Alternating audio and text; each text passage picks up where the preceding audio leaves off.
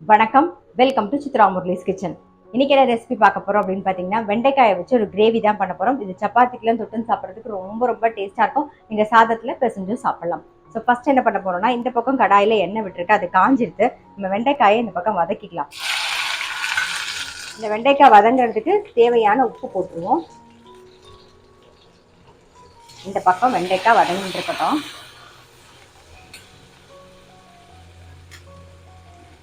இந்த பக்கம் கடாயில் எண்ணெய் விட்டுருக்கோம், அதுவும் நல்லாவே காஞ்சிடுது. அது நல்ல பெரிய சைஸ்ல 2 வெங்காயம், ஒரு 5-6 பல்லு பூண்டு, இது ஃபர்ஸ்ட் கொஞ்சம் வதக்கிக்கலாம். வெங்காயம் கொஞ்சம் வதங்கிருக்கு. இப்போ இஞ்சி ஒரு 1/2 இன்ச்சுக்கு இஞ்சி, தக்காளி வந்து ஒரு சின்ன சைஸ்ல ஒரு 4 தக்காளி சேர்க்குறேன். அப்புறம் முந்திரி பருப்பு, இதெல்லாமே நல்லா வதக்கிக்கலாம். இந்த பக்கம் தக்காளி வதங்கட்டும். இந்த பக்கம் நம்ம வெண்டைக்காயை அப்படியே திருப்பி விட்டுலாம்.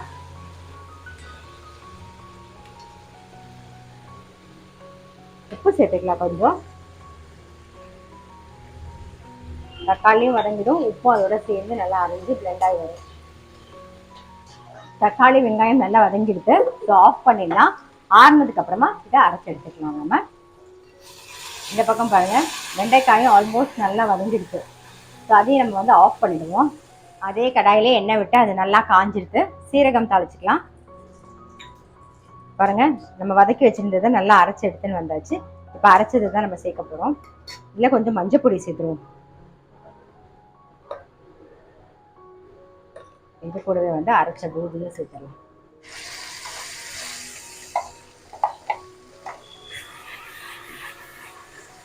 இப்போ இதுக்கு தகுந்த அளவுக்கு வரமிளகா பொடி சேர்த்துக்கலாம்.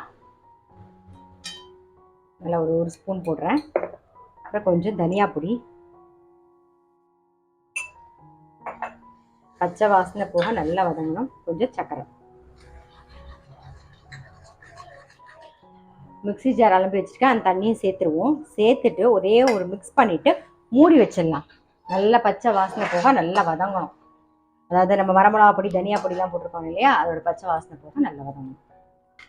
பச்சை வாசனை போக நல்லா வதங்கியிருக்கோம் பாருங்க, நல்லா வதங்கியிருக்கா. இப்போ இதில் வெண்டைக்காயை சேர்த்துடலாம். வதக்கி வச்சிருக்கிற வெண்டைக்காயை சேர்த்து, ஏற்கனவே தக்காளி வதங்கும் போது உப்பு போட்டிருக்கோம், வெண்டைக்காயிலையும் உப்பு போட்டிருக்கோம். ஸோ அதனால எல்லாம் சேர்ந்து கரெக்டாக இருக்கும். தேவைப்பட்டா போட்டுண்டா போதும். கொஞ்சோண்டு காஞ்ச வெந்தய கீரை இலை இதையும் சேர்த்துருவோம். 1/4 கப்புக்கு தண்ணி சேர்த்துக்கலாம். ஒரு கொதி வரட்டும், மூடி வச்சிடலாம். நான் தெரிக்கும், அதனால மூடி வச்சிடுவோம்.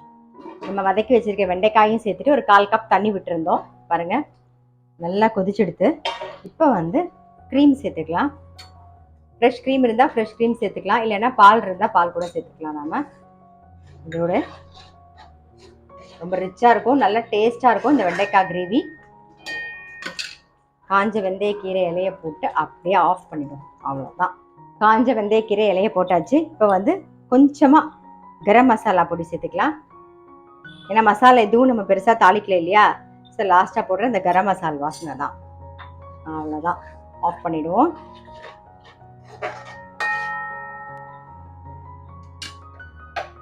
நம்மளுடைய வெண்டைக்காய் கிரேவி வந்து ரெடி. இது வந்து சாதத்தில் பிசைஞ்சு சாப்பிட்றதுக்கும் நல்லா இருக்கும், சப்பாத்தி நான் எல்லாத்துக்குமே ரொம்ப ரொம்ப சூப்பராக இருக்கும். ஸோ கண்டிப்பாக வந்து ட்ரை பண்ணி பாருங்க. கொஞ்சம் டிஃப்ரெண்ட்டாகவும் இருக்கும், டேஸ்ட்டும் ரொம்பவே நல்லா இருக்கும். டெஃபினட்டாக ட்ரை பண்ணி பாருங்க.